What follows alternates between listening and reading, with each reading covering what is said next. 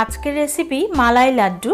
চটজলদি খুব কম উপকরণে খুব সহজেই বাড়িতেই বানিয়ে নেওয়া যায় নরম তুলতুলে এই মালাই লাড্ডু। খেতে কিন্তু অনেক বেশি মজার হয়।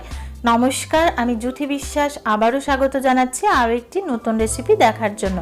তো শেষ পর্যন্ত দেখার জন্য অনুরোধ রইল। কথা না বাড়িয়ে চলুন শুরু করা যাক। লাড্ডুটি বানানোর জন্য প্রথমে একটা প্যানের মধ্যে আমি দিয়ে দিচ্ছি 1 কাপ লিকুইড দুধ। আমি এখানে 1 কাপ লিকুইড দুধ সমান 250 ml লিকুইড দুধ নিয়েছি। আর দুধটা আগে থেকে জাল করে নেওয়া আছে, সেই জন্য আমি দুধটাকে বলক তুলে নিচ্ছি না, জাস্ট উষ্ণ গরম করে নিচ্ছি।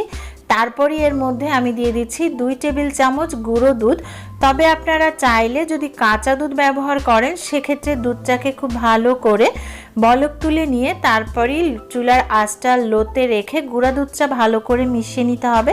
আর এভাবে স্প্যাচুলা দিয়ে বারে বারে নেড়ে দুধটাকে খুব ভালো করে মিশিয়ে নিতে হবে, যাতে করে কোনো ধরনের কোথাও জমাট বেঁধে না থাকে।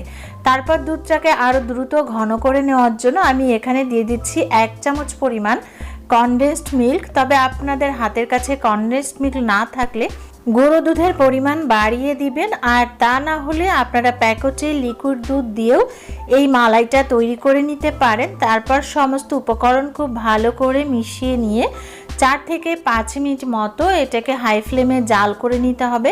এতে করে মালাইটা কিন্তু অনেক দ্রুত ঘন হয়ে যাবে।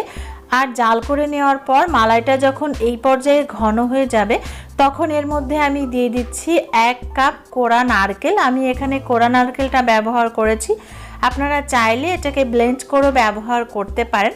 তারপর আমি এখানে দিয়ে দিচ্ছি 1 টেবিল চামচ চিনি। এখানে গুঁড়ো দুধ এবং কনডেন্সড মিল্ক ব্যবহার করেছি, তাই আমি এখানে চিনির পরিমাণটা কম দিচ্ছি। তবে আপনাদের স্বাদ অনুযায়ী এটাকে বাড়িয়ে কমিয়ে ব্যবহার করতে পারেন। তারপর 2 থেকে 3 মিনিট মতো নাড়তে নাড়তে যখন এই পর্যায়ে একটু ড্রাই হয়ে আসবে, অর্থাৎ একটু ভেজা ভেজা থাকবে, তখন এটা একটা প্লেটে নিয়ে এভাবে বিছিয়ে একটু ঠান্ডা করে নিতে হবে। আর এটাকে খুব বেশি ঠান্ডা করা যাবে না, হালকা গরম থাকবে।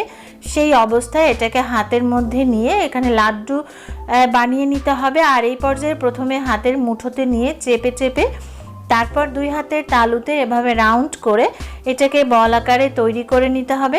আপনাদের বোঝার সুবিধার্থে আমি আরও একটি লাড্ডু তৈরি করে দেখাচ্ছি। ঠিক একই রকমভাবে পরিমাণ মতো নারকেলের পুরটা নিয়ে হাতে মুঠ করে তারপর 2 হাতের তালুতে এভাবে গোল রাউন্ড করে নিতে হবে। আর একই রকমভাবে আমি সবগুলো লাড্ডু তৈরি করে নিয়েছি। আপনাদেরকে একটা কেটে দেখাচ্ছি কতটা নরম তুলতুলে, আর এটা খেতে কিন্তু খুবই মজার হয়। আশা করছি আমার আজকের রেসিপিটি আপনাদের ভালো লেগেছে। ভালো লাগলে অবশ্যই একটা লাইক দিন আর ট্রাই করুন। কেমন হয়েছে আমাকে কমেন্ট করে জানান। এরকম আরও সহজ ও সুন্দর সুন্দর রেসিপি পেতে চাইলে অবশ্যই একটা লাইক দিন, সুন্দর সুন্দর কমেন্ট করুন, বেশি বেশি শেয়ার করুন আর সাবস্ক্রাইব করে পাশে থাকা বেল বাটনটি অন করুন, যাতে করে পরবর্তী ভিডিও নোটিফিকেশন আপনার কাছে পৌঁছে যায়। কারণ আপনাদের লাইক, কমেন্ট, শেয়ার, সাবস্ক্রাইব আমাকে অনেক বেশি আনন্দিত করে। সবাই খুব ভালো থাকবেন। Thank you so much.